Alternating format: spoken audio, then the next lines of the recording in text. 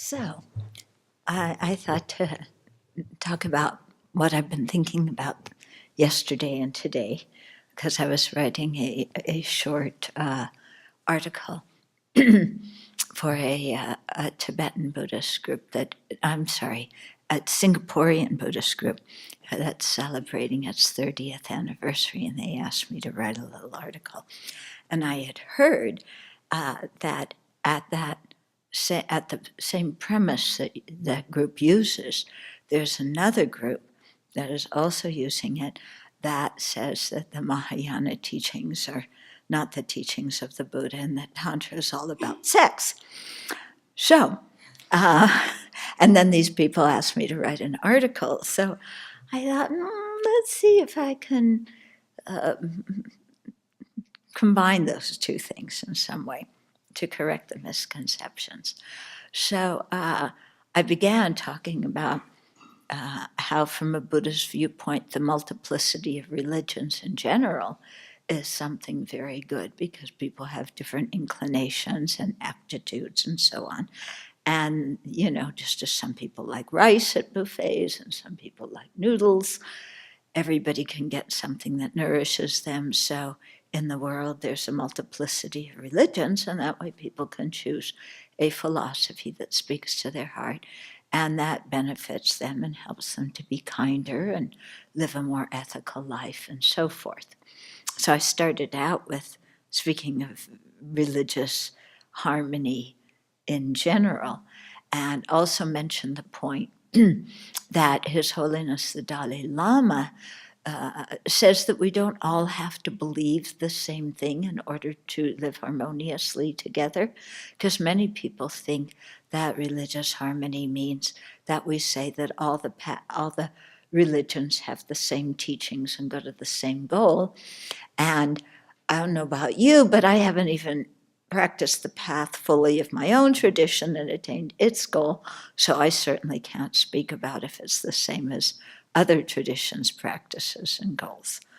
And then I got into more specifically the Buddhist situation, and how from my own personal experience I discovered that there were all these misconceptions, because when I was living in Singapore, one day I was walking in the park and this man came up and said, "What's my lucky number for the lottery?" And I have no idea. I don't think about these things. "Well, aren't you a Tibetan Buddhist and don't you practice magic?" No. Yes, I'm a Tibetan Buddhist. No, I don't practice magic. So I began to become aware of, misconceptions that people had about Tibetan Buddhism. And then similarly, I began to realize that teachings that I had heard from my Tibetan lamas contain misconceptions about other traditions, like the Chinese just practice blank-minded meditation, and the Theravadas are selfish, and, all sorts of other really helpful stereotypes that are BS. Okay. So, and then saying how these kind of misconceptions have been passed down because in the past, practitioners from the various Buddhist traditions never met each other. And even if they happened to meet, they didn't speak the same language. And so you observe a little bit, and then you develop a misconception, and then you teach it to other people. And this actually made me think of when the Jewish delegation came to Dharamsala in 1990. And in Jewish life on Shabbat, to welcome the Sabbath, you face Jerusalem. So at the time of, when the sun's going down, so all the rabbis were facing west, from Dharamsala towards the setting sun, Jerusalem, to welcome the Shabbat. And the Tibetans, were watching them praying and dancing and chanting and everything. And one of the Tibetan lamas said to me, "Are they worshiping the sun?" Yeah. No, they're not. Yeah. Um, and so how to correct that kind of misconception. And then on the other hand, you had the Jews thinking that the Tibetans worship statues, which, in Judaism and Islam is really forbidden. Okay. And I remember having to explain to one woman at a kibbutz that, if you just look at outside things, yes, it looks like Buddhists are worshiping statues, but then it also looks like Jews are worshiping a wall, because you go to the Western Wall and everybody's praying there and putting their prayers in the stone. And so these, there's all these misconceptions that people develop towards other religions and among Buddhists about other Buddhist traditions. And so I then said that due to living in Singapore and becoming exposed to so many Buddhist traditions, I began to make friends with practitioners of these traditions. And I was invited to speak at their temples and monasteries and Dharma centers. And I got to really know them as people and also learn about their different philosophies. And what this really brought home to me was the fact that all the Buddhists are based on the same foundational teachings, the Four Truths, the Eightfold Path,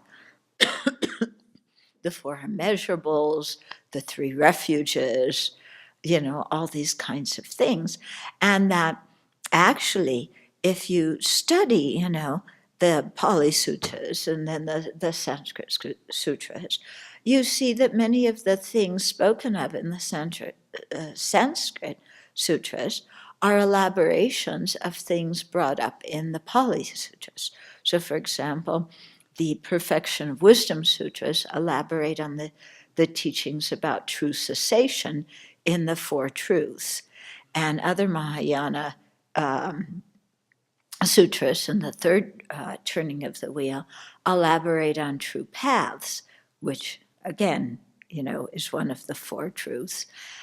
And bodhicitta is an extension of the Four Immeasurables or Four Brahmaviharas. So it's not like these are totally unrelated traditions. They're very much related to each other if we really understand what each one is about.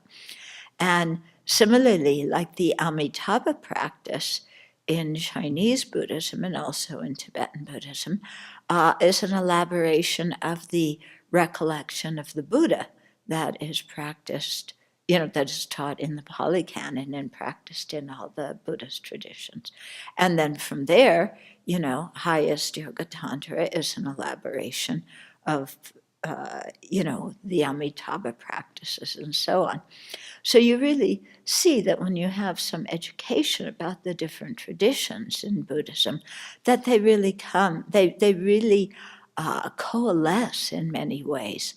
And in this whole process, and also the process of writing Buddhism, One Teacher, Many Traditions, what the effect it had on me was really to increase my faith and respect in the Buddha as an incredibly skillful teacher who taught, a variety of things so that people could choose what helped them the most and made the most sense to them, and how skillful the Buddha was in doing that.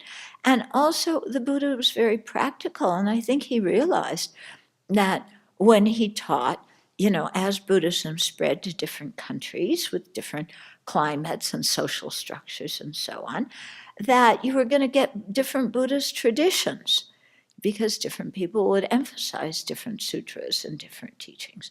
And that and that none of this was something bad. It was something good that enabled more people to come in contact with the Dharma. So that's, what I kind of wrote in this article. And I'm hoping the people in this other group who, use the premises of the people who are going to publish this article will read it and maybe take it to heart. And when I go to Singapore, I plan on asking to meet with them and have some discussions with them because this kind of criticism of each other's traditions does not help anybody. It doesn't help our own practice.